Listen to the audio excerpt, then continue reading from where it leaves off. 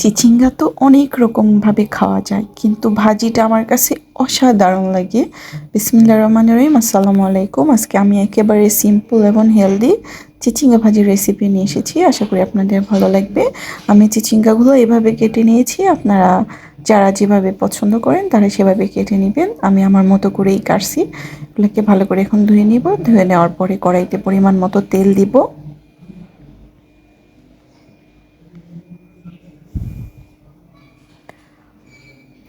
এখানে আমি দিয়ে দিলাম পেঁয়াজ, কাঁচামরিচ আর রসুন। আমি আস্ত রসুনই দিয়েছি। আপনাদের ভালো লাগলে আপনারা বাটা রসুন ইউজ করবেন, কিন্তু আমি এই ব্যাপারে অ্যাডভাইস করব বাসা রসুনটা না দেওয়ার জন্য। তাহলে আমার মনে হচ্ছে যে স্বাদটা কমে যায়। আপনারা চেষ্টা করবেন আস্ত রসুনটাই দেওয়ার জন্য। বিশেষ করে ভাজাভুজিতে কিন্তু একটু আস্ত রসুনটাই ভালো লাগে। এখানে দিয়ে দিলাম 2 চামচ হলুদ গুঁড়ো, 1 চামচ জিরা গুঁড়ো, 1 চামচ ধনিয়া গুঁড়ো। আমি আরও একটু ধনিয়া গুঁড়ো দিয়েছি। ধনিয়া গুঁড়োটা যেহেতু স্বাস্থ্যসম্মত, একটু চেষ্টা করবেন সবাই ধনিয়া গুঁড়োটা খাওয়ার জন্য। আমার এখানে প্রায় মশলা কষানো হয়ে গেছে। এখন আমি চিচিঙ্গাগুলো একে একে দিয়ে দিব।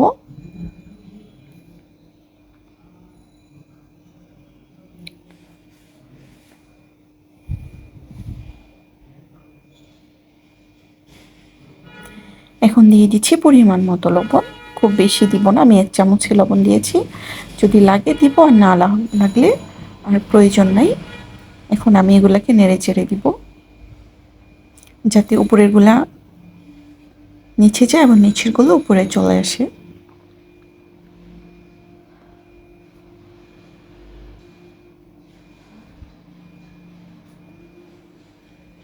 এগুলো এখনই কালার দেখতে এত সুন্দর লাগতেছে, কালারটা এত সুন্দর লাগতেছে, মনে হচ্ছে এই অবস্থায় খেয়ে ফেলি। যদিও সবজি কাঁচাও খাওয়া যায়, কোনো সমস্যা নেই।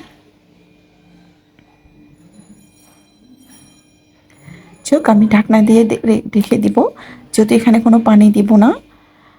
আমার চিচিঙ্গাগুলো হাফ হয়ে গেছে, আমি এগুলোকে আবার নেড়ে ছেড়ে দিব। দেখেন এখন এই অবস্থায় খাওয়া যাবে। আপনারা চাইলে এখানে ডিম ইউজ করতে পারবেন।